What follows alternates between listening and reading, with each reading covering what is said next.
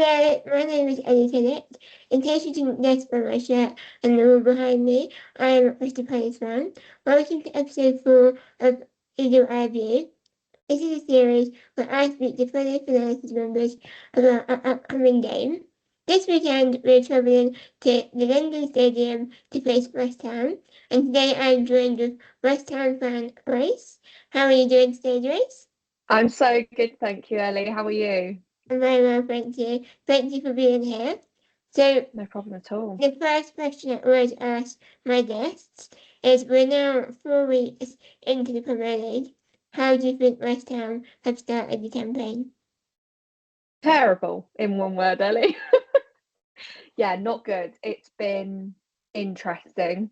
I'm not sure we're going to have our manager for much longer, if I'm honest. I think this game could be very pivotal to whether our manager stays or goes. So yeah, it's really been a disruptive start to the season, if I'm honest. Yeah, it's 3 losses, I think, 1 win. Just terrible.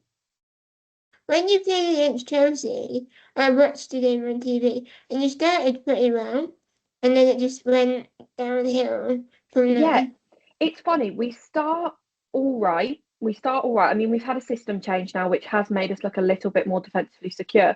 But it seems to be when we let one goal in, we let loads in. The floodgates open, we just switch off.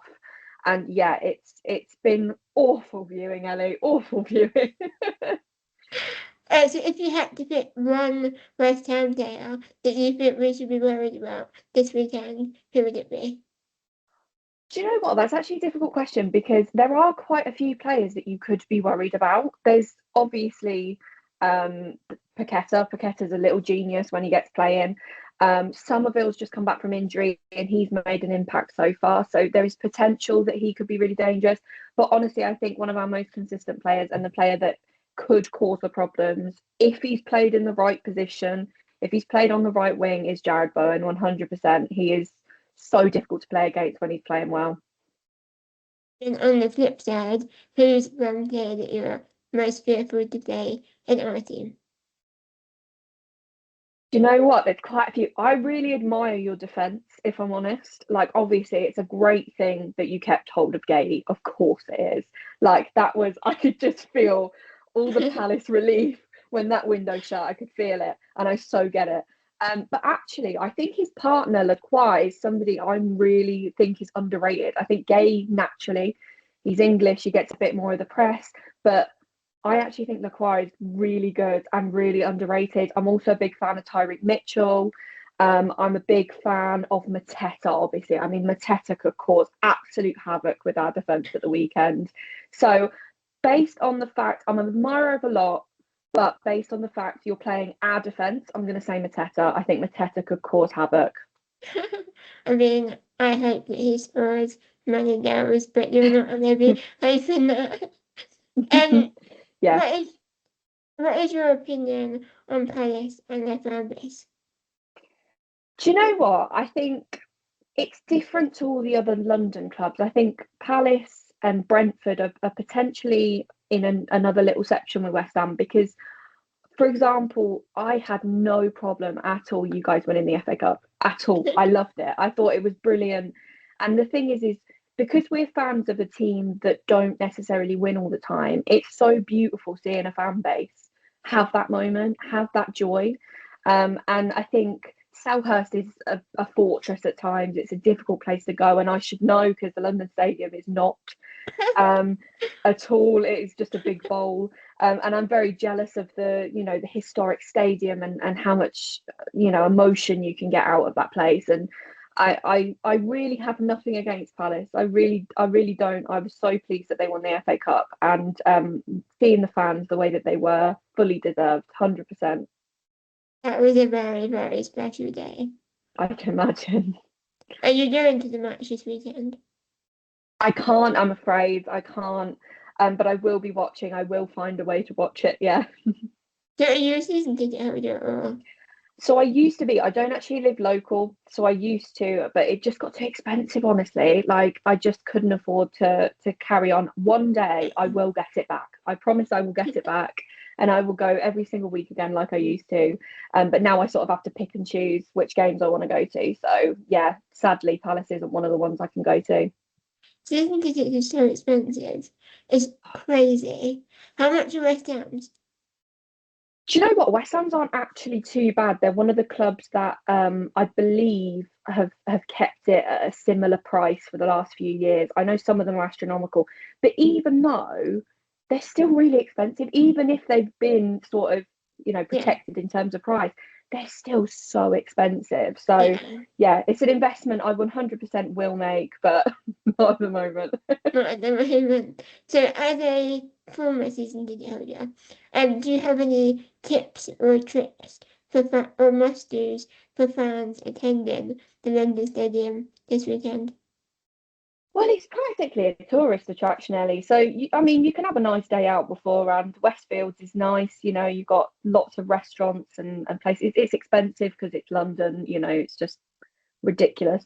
But it is a really nice place to have a walk about. If you get there early, then just have a little toddle around Westfields, and yeah, go do a bit of shopping and then go over to the bowl. I suggest, and don't buy any beer at the bowl because it's expensive. So Is go it to the pub beforehand. Yeah, absolutely.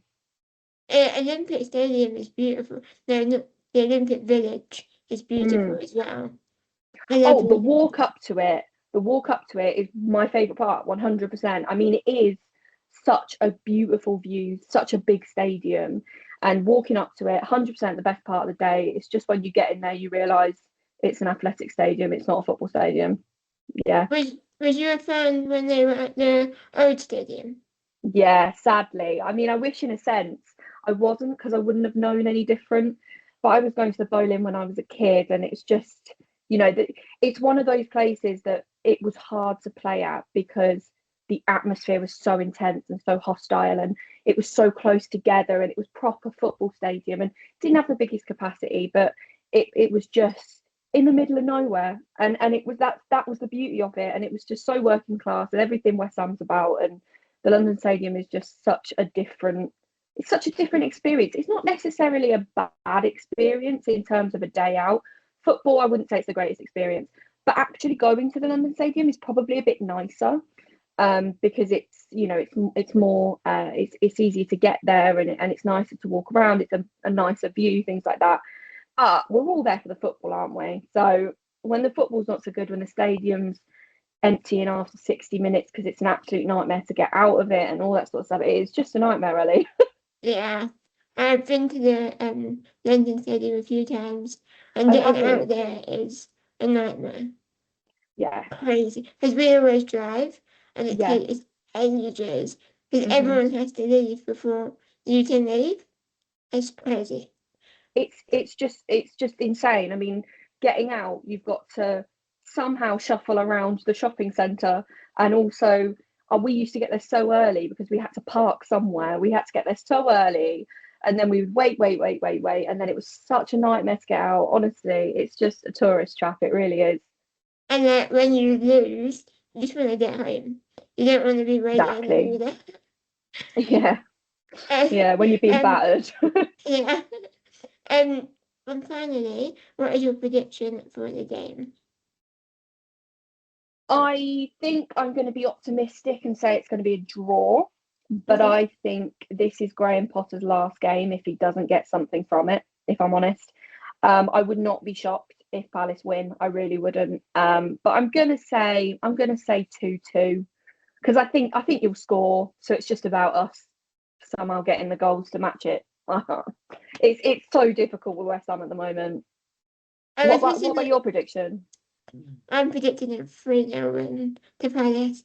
But I was looking at last season's statistics, and you won one and we won one. It was 2-0 Hmm. both times, so it's quite hard to call. But based on how the season started, I hope we get the win because Yeah, we've drawn too many games for my liking. We need some points. yeah. Yeah, but you've only conceded one goal, haven't you? I If I read know. that today, that's mad. I mean, I'm like, yeah. So actually, I shouldn't say 2-2. I should say 0-0 if we're going to get anything from it. But yeah, thank you very much for coming on. Um, No I wish problem. you the best of luck after this weekend. Hopefully you Thank know you. that this weekend. Where can my viewers find you? So I'm on Instagram and TikTok. I'm Grace Wild Football on both, so I'm quite easy to find. Be sure to follow. Thank you for watching this week's episode, and I will see you next week.